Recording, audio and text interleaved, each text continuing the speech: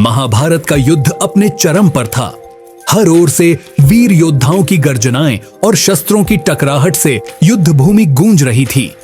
इसी बीच द्रुपद के बेटे और पांचाल के वीर राजकुमार धृष्टद्युम्न का सामना हुआ गुरु द्रोणाचार्य से। युद्ध के दौरान धृष्टद्युम्न को लगातार हारता देख पांडवों के योद्धा भी चिंतित होने लगे। इसी वक्त भीम और श्री कृष्ण ने एक रणनीति तैयार की। कृष्ण जानते थे कि द्रोणाचार्य का एकमात्र कमजोर बिंदु उनका पुत्र अश्वत्थामा था, जिसे वे अत्यंत प्रेम करते थे। इसी बात को ध्यान में रखते हुए भीम ने योजना के अनुसार युद्ध भूमि में जोर से दहाड़ लगाई और ऐलान किया, अश्वत्थामा मारा गया। असल में भीम ने एक हाथी का वध किया था जिसका नाम अश्वत्थामा था, लेकिन उनके इस ऐलान ने द्रोणाचार्य के मन को झकझोर कर रख दिया। जैसे ही उनके कानों में यह शब्द पहुंचे कि उनका प्यारा बेटा अश्वत्थामा मारा गया है, उनका मन भारी हो गया।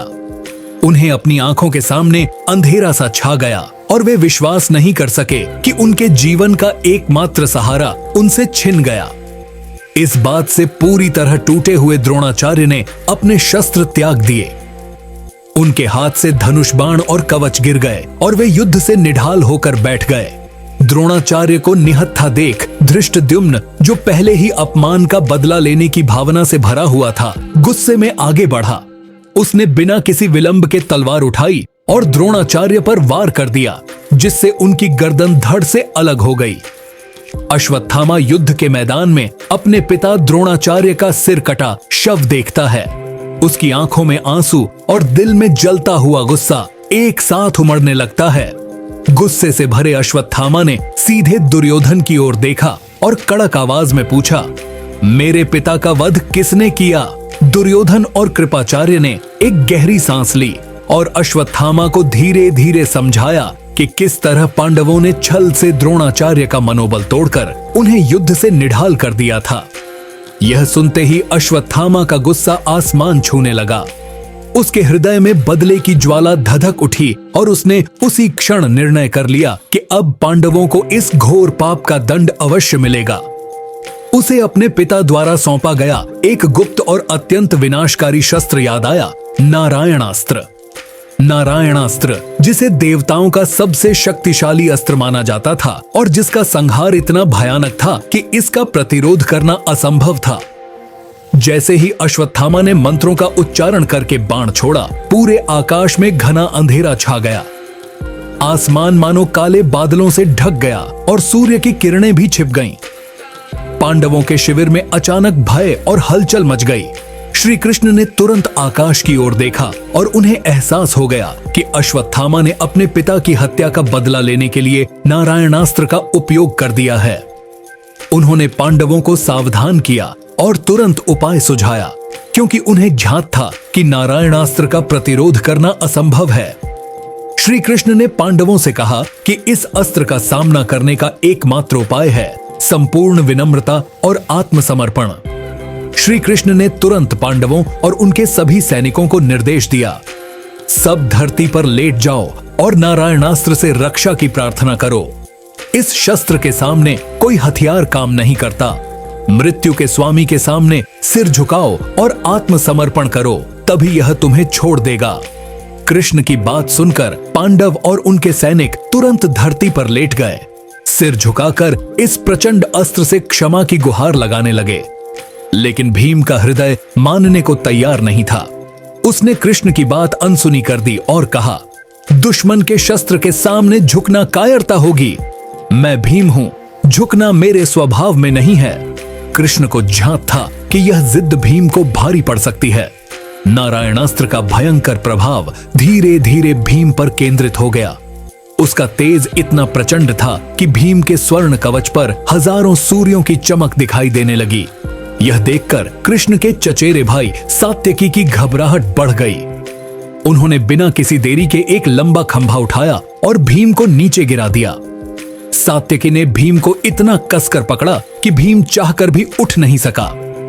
वे उसे तब तक दबाए रहे जब तक कि नारायणास्त्र की ऊर्जा समाप्त नहीं हो गई। कृष्ण अपनी मुस्कान के साथ शांत भाव में खड़े रहे और नारायणास्त्र के प्रभाव के खत्म होने की प्रतीक्षा करते रहे। इस बीच पांडवों ने पूरी विनम्रता के साथ आत्मसमर्पण किया और अस्त्र से रक्षा की प्रार्थना करते रहे।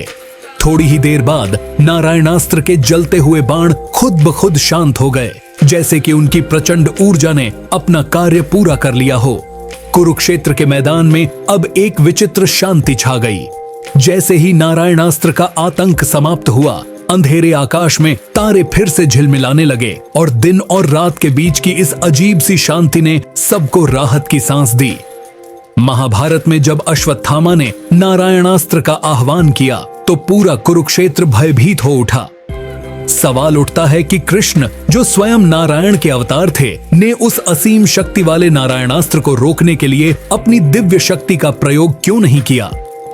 आखिरकार वह तो उस अस्त्र के अधिपति थे। फिर क्यों उन्होंने पांडवों और उनके सैनिकों को बचने के उपाय बताए, बजाय उसे सीधा निष्क्रिय करने के? इसका उत्तर भगवान के कर्म, दायित्व और धर्म के सिद्धांतों में छुपा है। नारायणास्त्र की शक्ति को रोकना न केवल उस अस्त्र का, बल्कि उस योद्धा का भी अपमान होता जिसने इसे चलाया था।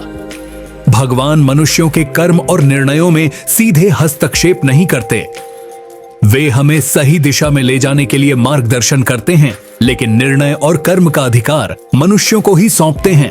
कृष्ण का उद्देश्य युद्ध में किसी भी प्रकार से अपनी दिव्य शक्ति का प्रयोग करके किसी योद्धा का मान घटाना नहीं था। उनके लिए युद्ध का मूल्य और उसका महत्व उससे जुड़े हर योद्धा के सम्मान में निहित था। कृष्ण ने जानबूझकर नारायणास्त्र को रोकने के लिए अपनी शक्ति का उपयोग नहीं किया। अगर वे ऐसा करते तो युद्ध का संपूर्ण आधार ही समाप्त हो जाता। युद्ध में एक सारथी का कर्तव्य निभाने के नाते वे केवल अपने भक्तों का मार्गदर्शन कर सकते थे, सीधे रूप से उनके कर्म में हस्तक्षेप नहीं कर सकते थे। यदि कृष्ण स्वयं नारायणास्त्र का सामना करने के लिए अपना सुदर्शन चक्र या दूसरा दिव्य अस्त्र प्रयोग करते तो इससे भयावह विध्वंस होता। दो विष्णु अस्त्रों के टकराने से पूरे संसार का विनाश हो सकता था, जिससे युद्ध का मकसद ही समाप्त हो जाता।